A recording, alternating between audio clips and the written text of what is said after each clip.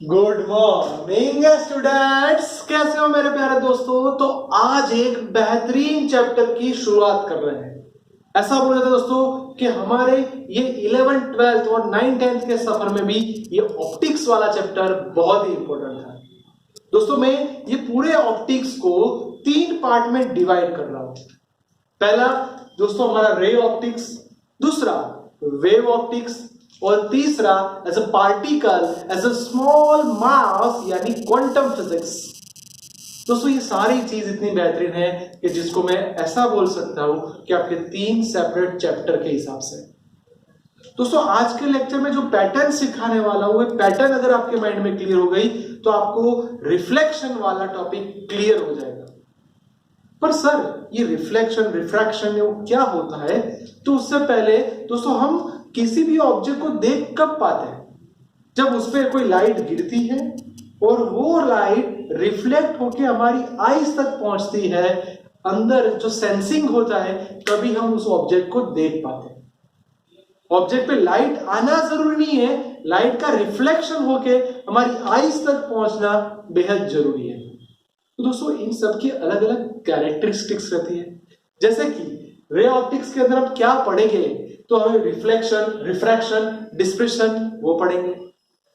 Wave optics में क्या पढ़ेंगे, पोलराइजेशन क्या होता है, इंटरफेरेंस क्या होता है, डिफरेंशिएशन क्या होता है, वो पढ़ेंगे।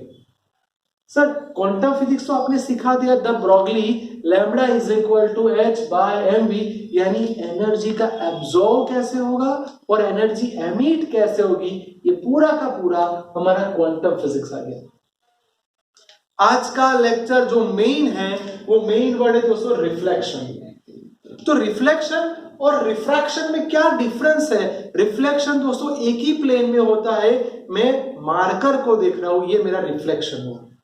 अगर मैं पानी के अंदर कोई मछली है या कोई भी थोड़े बहुत कोई ऑब्जेक्ट वहां पे गिरा है पानी के अंदर, यानी मीडियम चेंज हुआ, हमारे आईज में से जो आ रहा है वो एयर में से पानी में गया, तो वो दोस्तों रिफ्लेक्शन नहीं किया जाएगा। कंपलसरी सिंगल मीडियम होना चाहिए। दोस्तों उसको और धीरे धीरे समझते हैं। तो हमारे पास एक प्लेन ले लिए, ये हमारा इंसिडेंट रेज। दोस्तों यहां से ऑब्जेक्ट का रिफ्लेक्शन वापस जा रहा है, देख सकते हो। तो हमने बीच में एक लाइन ड्रॉ कर दी जिसे हम नॉर्मल बोलेंगे। दोस्तों माइंड में 3-4 रूल्स पक्के कर दो कि सर आई यानी इंसिडेंट एंगल, आर यानी रिफ्लेक्टेड एंगल, दोनों इक्वल रहेंगे, यानी हमेशा I is equal to are होगा। तो क्लियर हो गया, दोनों एंगल सेम होने वाले हैं। दूसरा sir reflection rate and incident rate and reflected rate and normal, ये तीनों एक ही प्लान के अंदर हो गए। तीसरी बात, ये इंसिडेंट रे और रिफ्लेक्टेड रे दोनों एक दूसरे के सामने सामने हो गए, अपोजिट डायरेक्शन में हो गए। ये सर ये भी क्लियर हो गया, यानी ये सारी बात हो रही है प्लेन मिरर की। सर प्लेन मिरर के अलावा भी अलग अलग मिरर होते हैं। यस दोस्तों, उसे बोलेंगे स्फेरिकल मिरर। वो जो स्फेरिकल मिरर है उसके भी 2-3 टाइप्स है, जैसे कि कॉनकेव मिरर, कॉन्वेक्स मिरर। दोस्तों मिरर समझ लिया ना तो लेंस बहुत ही अच्छे से आ जाएगा। तो बात इसकी करते हैं कि सर सही मायने में तो ये रेज आगे तक बढ़ना चाहिए, पर दोस्तों यहां से रिफ्लेक्ट हो रहा है, तो ये जो एंगल हुआ इसे मैं बोलूंगा डेविएशन एंगल डेल्टा। क्या बोलेंगे दोस्तों? Deviation angle delta. अब इसको डिफाइन करना है तो मैथ्स क्या बोलती है, टोटल एंगल 180 होगा। 180 का मतलब पाई, और पाई में से मेरे को ये आई और आर को सबट्रैक्ट करना होगा।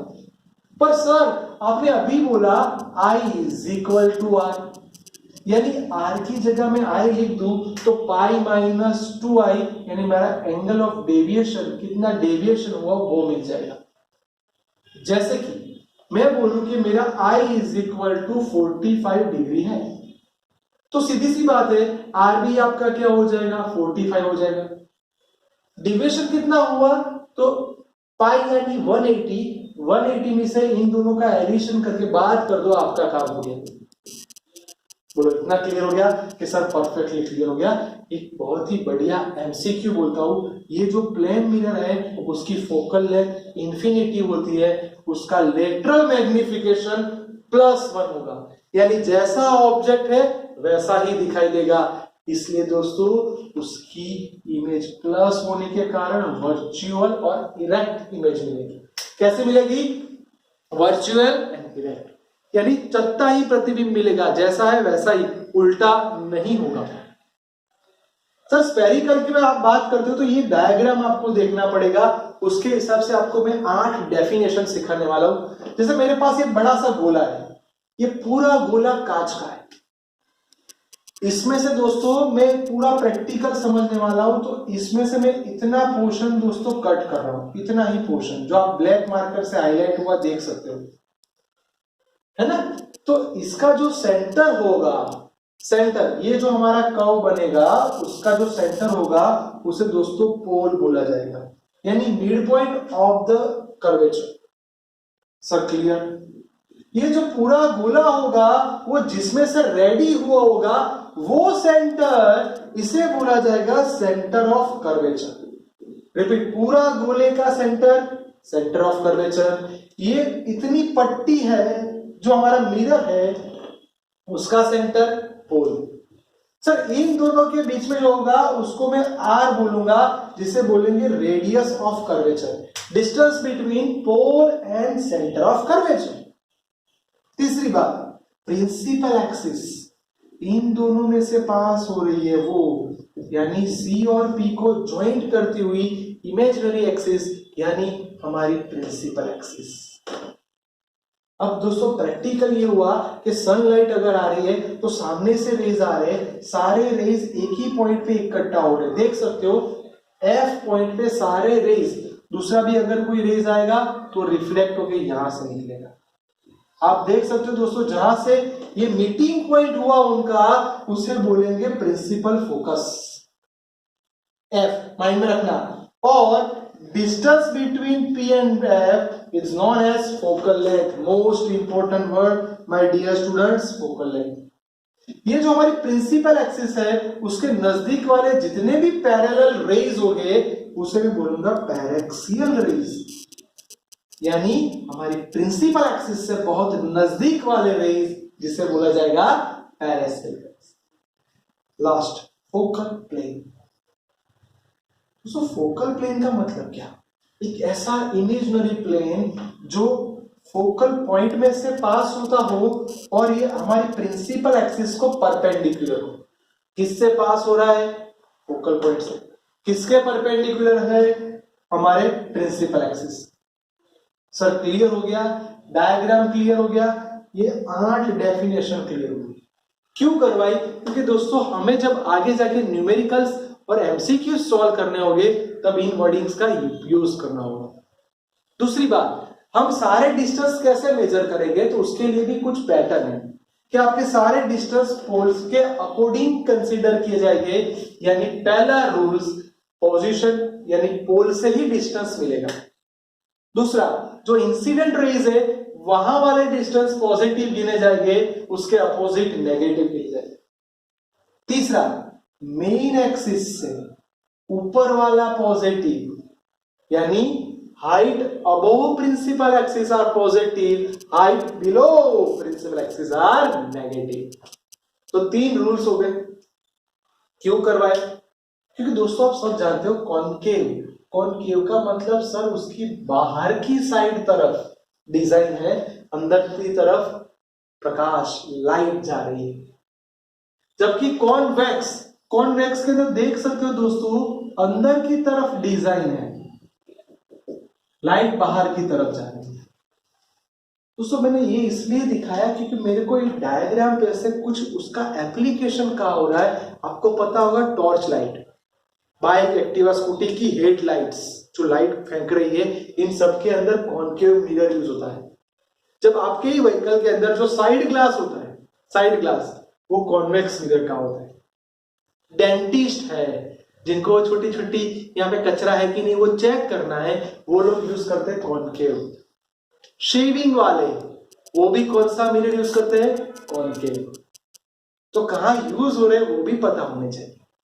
तो उससे बहुत ही बढ़िया याद रखने वाले 3-4 फॉर्मूला है कि sir R is equal to 2F, यानी radius of curvature is twice to the focal length, यानी याद रखना R is equal to F।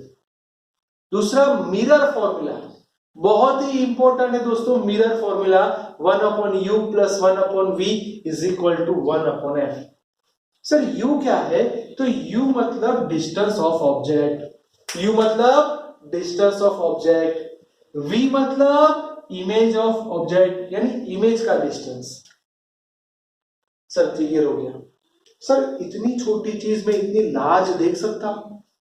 Yes dear students, आप देख सकते हो, आपने देखा होगा कई बार आप 10 गुना 15 गुना 15x 20x जितनी बड़ी स्क्रीन पे देख पाते हो, क्योंकि उसके लिए इंपॉर्टेंट है लेटरल मैग्निफिकेशन। मैग्निफिकेशन का मतलब कितना बड़ा दिखाई दे रहा है, यानी height of image divide by height of object. Repeat, height of image divide by height of object. दूसरा फॉर्मूला -v/u। दोस्तों मेरे साथ रेडी हो जाओ, -v/u फोकल लेंथ के साथ रिलेशन है तो f/f-u, फोकल लेंथ और v का रिलेशन है f-v/f। सर ये मैग्निफिकेशन बोल सकते हैं, मैग्निफिकेशन पावर भी बोल सकते हैं। लेटरल मैग्निफिकेशन का MLT क्या है? उसका कोई यूनिट नहीं है, देख सकते हो रेशियो है, यूनिट नहीं है, इसलिए 0 0 0। सर ये तो 1 डायमेंशन की बात हुई, अब 2 डायमेंशन में जाओ, एक बड़ी सी स्क्रीन देखनी है, एक्स एक्सिस वाई एक्सिस को देखना है, तो उसे एरियल मैग्निफिकेशन बोला जाएगा, यानी हाइट की जगह एरिया बोलना पड़ेगा। तो वेलोसिटी के अंदर क्या होगा कि इमेजिनरी वेलोसिटी है, जो इमेजिंग पिन है उसकी velocity is -m² velocity of object. दोस्तों प्लीज प्लीज प्लीज जो भी हमने सीखा है इसको बहुत ध्यान से समझना, कहीं भी गलती मत करना। और जो मैं सिखाने वाला हूं वो ज्यादातर प्रैक्टिकल में यूज होगा कि सर बहुत दूर हमने ऑब्जेक्ट पिन को रखा है तो इमेज कहां मिलेगी, उल्टा बोलो, इमेज पिन को रखा है तो ऑब्जेक्ट पिन कहां मिलेगी। इन सब के सॉल्यूशन ये टेबल में।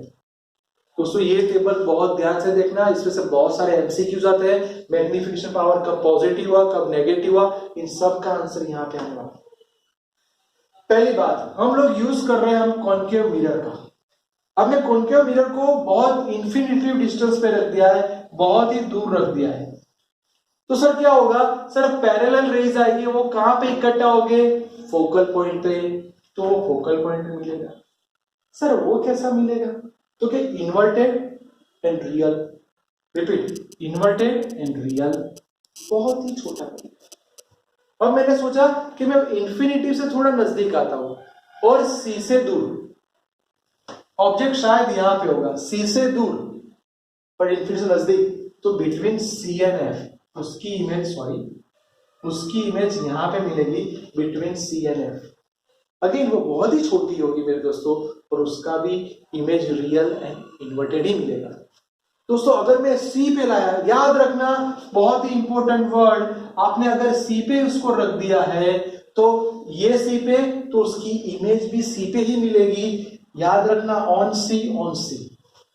पहली बार ऐसा हुआ कि आपने ऑब्जेक्ट को ऑन सी रखा है तो इमेज भी ऑन सी ही मिलेगी, सेम हाइट वाली मिलेगी। इसलिए देख सकते हो दोस्तों उसका मैग्निफिकेशन माइनस आया।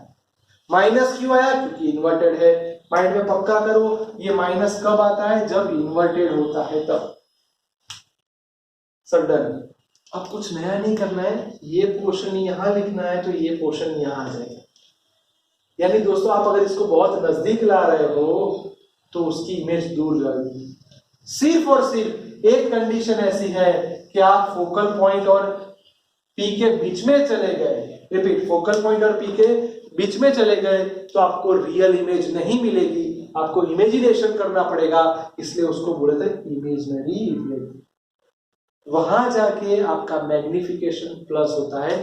याद रखना दोस्तों, अगर आपका कॉन्केव मिरर है तो आपका एम लेटरल मैग्निफिकेशन पॉजिटिव और नेगेटिव कोई भी हो सकता है। बल्कि ऐसा बोलूं कि अगर आपका मिरर कॉन्वेक्स मिरर है तो कंपलसरी आपका एम पॉजिटिव ही होगा, आपका एम नेगेटिव कॉन्वेक्स मिरर में नहीं होगा। Please please please note down this point. Okay दोस्तों, तो ध्यान से देख लो, ये पूरा लेक्चर जो बहुत ही इंपॉर्टेंट है, बहुत ही काम का है, ज्यादातर एग्जाम में आता है, इसको ध्यान से समझना पड़ेगा, पक्का करना पड़ेगा सारे वर्ड्स और ये टेबल ध्यान से देख लो। और प्लीज डियर स्टूडेंट्स, ये टेबल देखना, फॉर्मूला देखना, आपके कितने सारे न्यूमेरिकल्स इजीली सॉल्व हो जाएंगे।